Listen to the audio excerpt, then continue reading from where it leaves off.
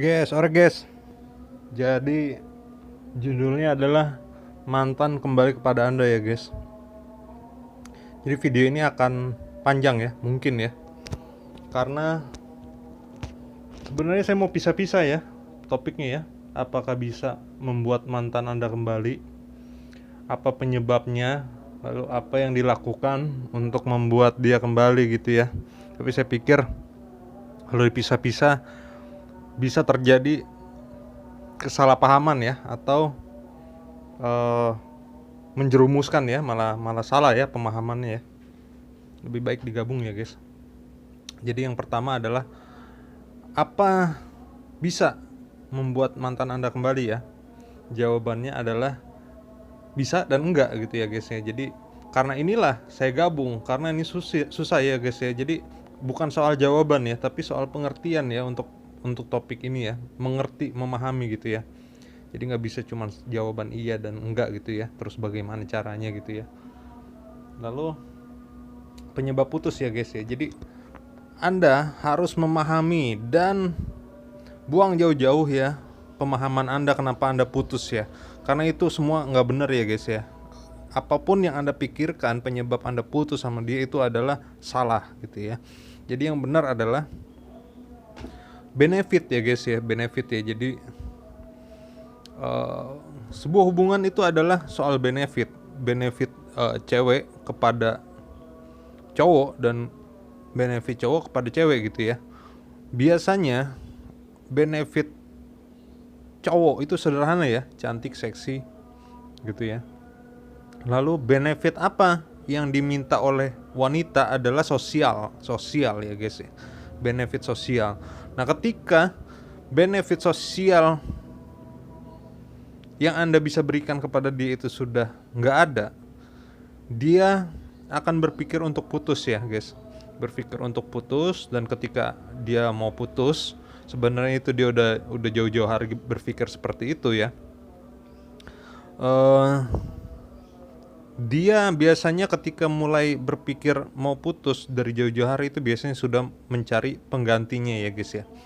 Itu sudah SOP ya guys. Jadi Anda yang belum memahami kemungkinan akan merana ya guys ya. Tapi ketika Anda sudah memahami ini, Anda biasa saja ya guys ya. Jangan biasa aja lah gitu ya. Jadi penyebab Anda putus itu karena Anda tidak mempertahankan modal Anda ya. Seperti video saya sebelumnya, modal pria ya, itu Anda tidak pertahankan ya gitu, guys. Nah, dua hal ini ya, ini yang bisa menentukan ya, bukan menentukan sih ya, memperbesar chance Anda untuk membuat dia kembali kepada Anda ya, memperbesar kemungkinan, bukan 100% ya guys ya.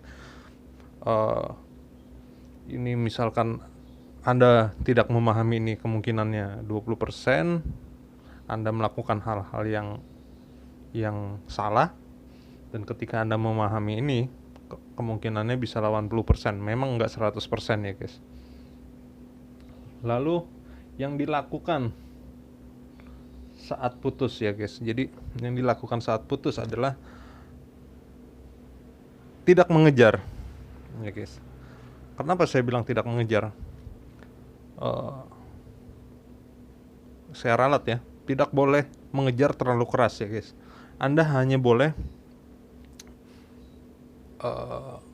berusaha minim sampai sedang gitu ya guys ya. Itu sudah menjadi patokan ya guys. Usaha minus minimal, sedang, sampai maksimal ya. Ini adalah ciri-ciri dia mau kembali lagi apa enggak sama Anda ya guys. Jadi kalau Anda sudah mencoba dengan usaha yang minimal sampai sedang dan dia tidak mau kepada Anda, dia sudah pasti nggak mau. Maksimal itu nggak boleh dikerjakan ya guys ya. Jadi kenapa maksimal itu nggak boleh dikerjakan oleh Anda ya, usaha maksimal, gila-gilaan ngejar dia kembali ya. Ini adalah jebakan ya guys. Jadi Anda akan terjebak di sini ya guys. Anda akan digiring ya guys.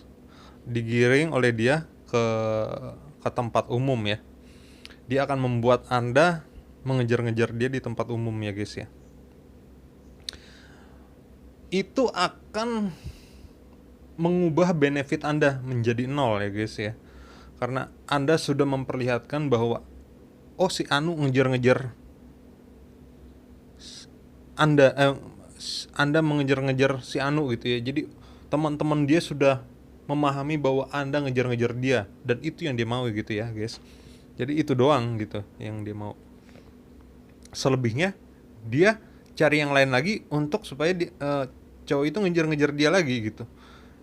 Jadi dia ingin membuktikan kepada sosial bahwa dia itu laris loh gitu. Dia itu laris loh gitu.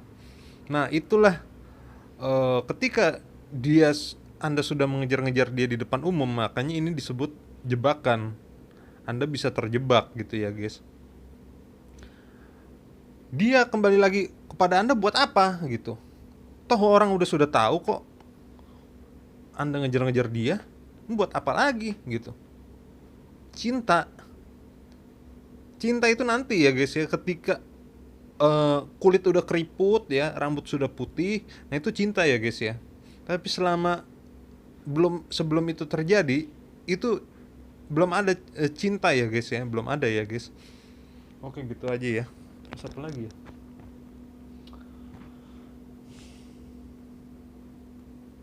Saya tambahkan lagi ya, alasan tidak boleh berusaha sekeras mungkin untuk membuat dia kembali ya. Saya kasih 2 penjelasan ya. Jadi kita akan menggambar ya. Sini pria dan wanita ya. Ini cowok, ini cewek ya. Ketika kita berhubungan ya, pacaran, menikah gitu ya, ini begini ya guys, ketertarikannya ya dari garis ini ya. Cowok tertarik dengan wanita, wanita tertarik dengan cowok ya. Apapun alasan tertarik itu, intinya tertarik gitu ya. Nah ketika putus dan Anda masih mau sama dia, berarti kan yang terjadi adalah ini ya guys, garis ini hanya ada satu ya guys. Garis ini hanya ada satu, sudah jelas karena Anda ingin dia kembali, berarti garis ini tetap masih ada. Lalu untuk terjalinnya hubungan, maka perlu satu garis lagi gitu. Dan ini terlihat dari dan ini gimana ya? Lihat ya tangan saya ya guys. Jadi dari sini ke sini ya guys ya. Tuh ya guys. Jadi hanya one way guys. Jadi hanya one way. Ketika wanita mau kembali kepada Anda sudah pasti mau karena garis ini sudah ada. Tapi ketika Anda mau kembali sama dia, yang tadi ini belum ada karena putus ya kan. The only way is one way, yaitu ini. Dan ini hanya bisa kita